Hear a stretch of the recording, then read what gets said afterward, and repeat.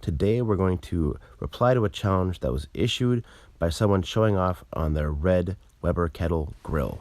So today I'm doing King Kong kebabs. I take my wood skewers and soak them in apple juice. Next I'm going to make a mixture of jalapeno, cream cheese, and cheddar cheese and save it for a little bit later and you'll see why. Today's kebabs will have no bacon for my Farsi speaking friends. We're going to take our cream cheese mixture here and stuff it into a red onion. Then we're going to take some ground beef and put it all around the red onion and make a giant ground beef red onion ball. This is kind of a flashback. We're going to have our cream cheese mixture in an onion. The onion is going to be inside meat, and the meat's going to be kebabbed.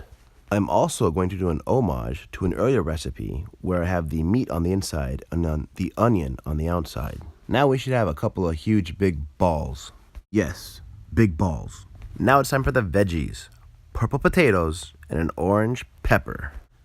Cut up the pepper, cut up the potatoes, grab some mushrooms, maybe some small little tomatoes, and make a shish kebab. These are King Kong kebabs, so everything here should kind of look a little ridiculous and be oversized. With these kebabs, I'm going to use indirect heat, so I'm going to set up my black Weber kettle with tin foil, a water pan, and do low, slow cooking. My plan for today is to do indirect heat for about 45 minutes, and then direct heat between 5 and 10. Let's get to our beer of the week. This is developed by Stone Brewing Company. It's double bastard in the rye. This is a good beer, but it may be an acquired taste. Their motto is, fizzy yellow beer is for wusses. It's a dark beer. You can kind of guess. And now, back to the meat. So there is some of that meat juice left on the tin foil. I'm going to stick the whole skewer, direct heat on top of the grill, and kind of firm up and tighten that meat. This will also help making sure the potatoes are done and not crunchy. Nothing's worse than crunchy potatoes.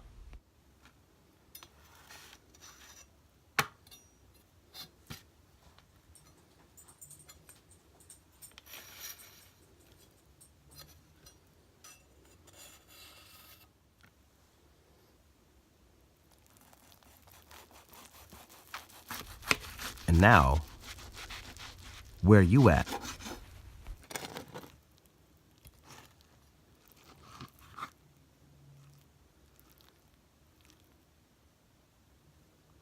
Because it was our first grill session for the new season, we got some lobster tails, and we're going to try a new trick I learned with the lobster tails, and it's kind of reverse of what you usually do with the lobster tails.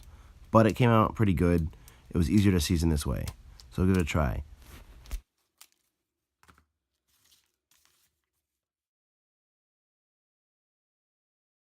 I did direct heat with the lobster tails over white coals dying down, but then put a Pyrex dish on top of them. Woo! I love when they turn that color orange. We also got some calamari steaks that we can grill. If you're not familiar with those, you might need to leave your zip code once or twice. Just salt and pepper to season it, put it over the coals for 5 minutes, and then flip it, and it should be perfectly done. Always good to have steak with lobster. To complete our surf and turf, I did salt, pepper, and garlic on the steaks with the water pan. They came out pretty good. So let's see what we're going to work on for our next video.